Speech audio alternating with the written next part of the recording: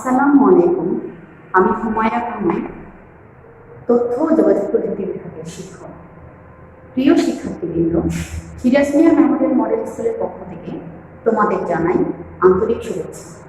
আশা করি তোমরা সবাই ভালো আছো, সুস্থ থাকো, এই কামনাই করছি।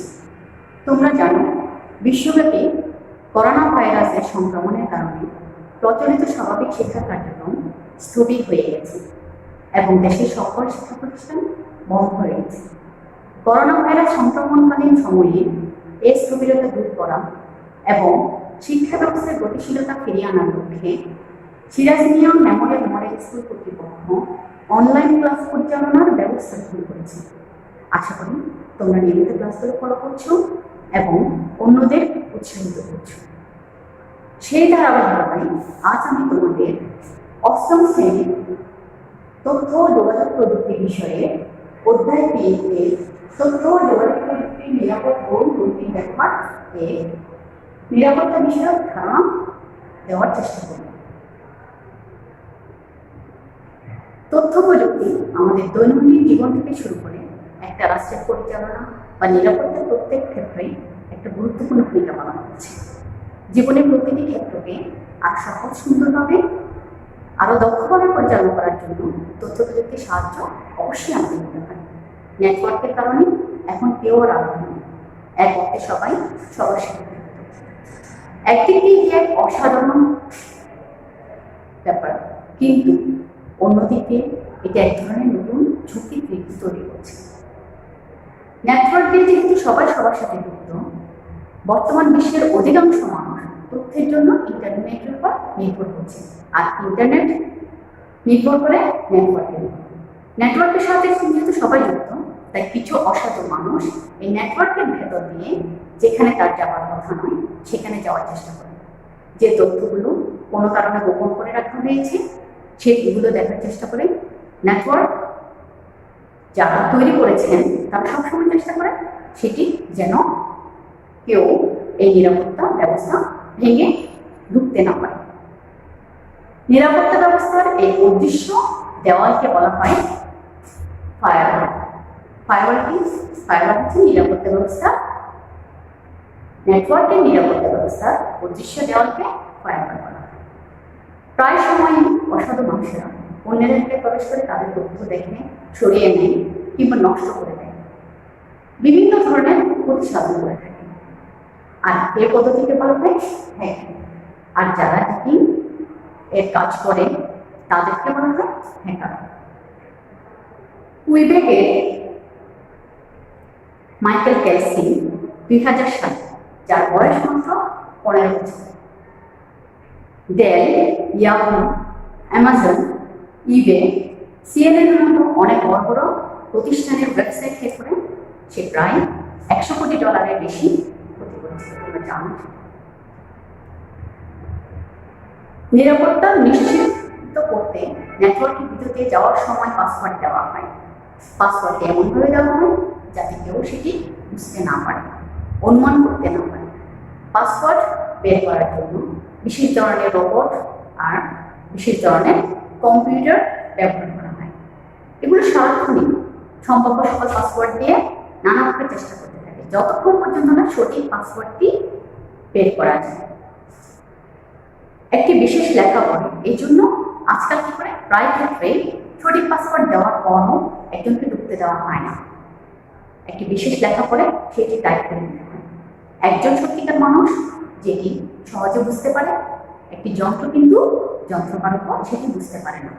মানুষ ও যন্ত্রকে আলাদা করার এই পদ্ধতিকে বলা হয় ক্যাপচা। ক্যাপচা কি তাহলে? ক্যাপচা হচ্ছে মূলত এক ধরনের নিরাপত্তা ব্যবস্থা।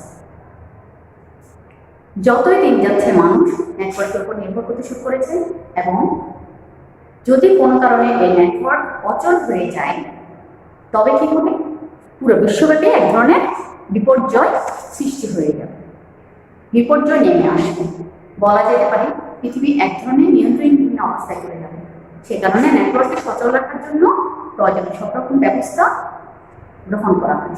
বড় বড় তথ্য ভাণ্ডারগুলোকে, বিভিন্ন বড় বড় প্রতিষ্ঠানের বড় বড় তথ্য ভাণ্ডারগুলোকে রক্ষার জন্য তথ্য ভান্ডারগুলোকে রক্ষার জন্য বিভিন্ন রকম ব্যবস্থা গ্রহণ করা হয়। এই বড় বড় তথ্য ভান্ডারগুলোকে বলা হয় ডেটা সেন্টার। বড় বড় তথ্য সেন্টারকে তারা কি বলে? ডেটা সেন্টার বলা হয়। এবার আসি হ্যাকারের প্রকারভেদ সম্পর্কে। হ্যাকার বিভিন্ন রকম হতে পারে, যেমন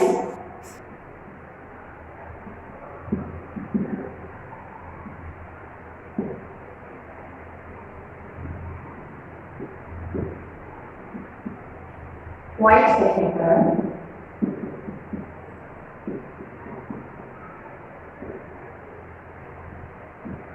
ব্ল্যাক হ্যাকার,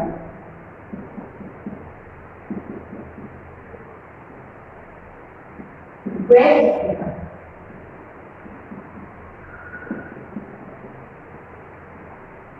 হোয়াইট হ্যাকাররা সাধারণত নিরাপত্তা ব্যবস্থা বিভিন্ন ত্রুটিসমূহ খুঁজে বের করে সেগুলো ঠিক করার চেষ্টা করে।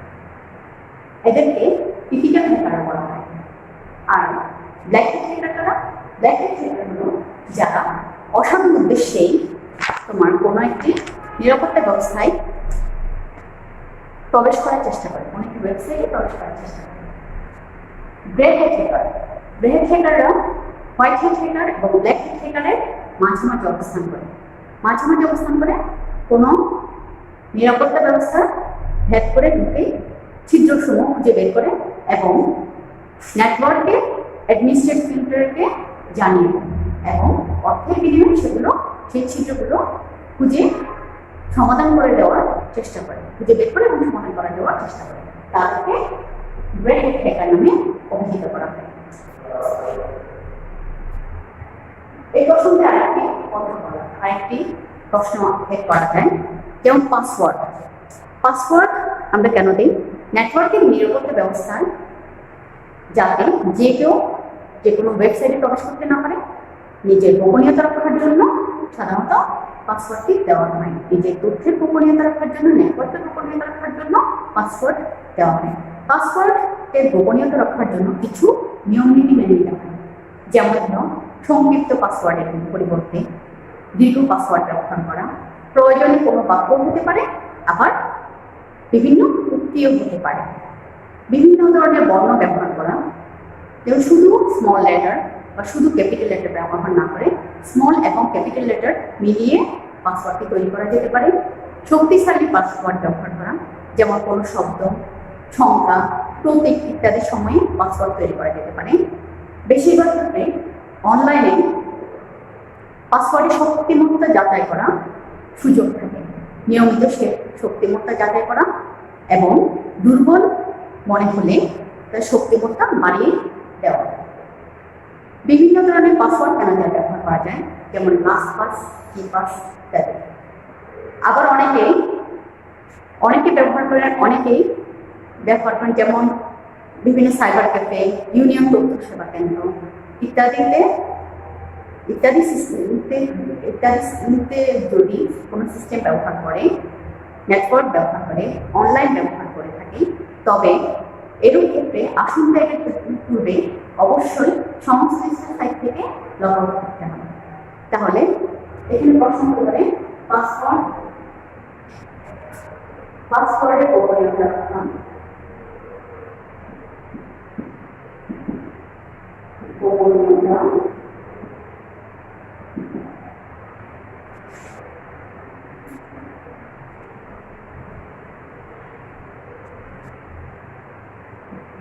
রক্ষার কৌশল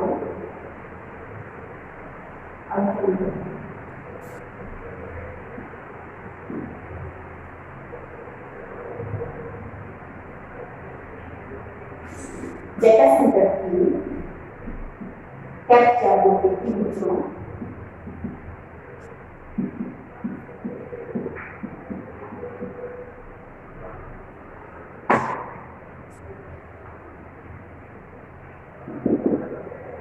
হ্যাকিং কাকে বলে, হ্যাকিং ও হ্যাকার কাকে বলে, হ্যাকারের শ্রেণী।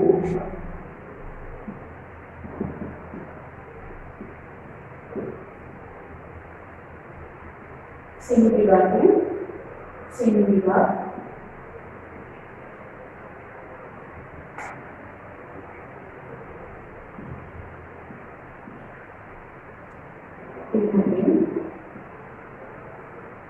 বর্গ পাইলামের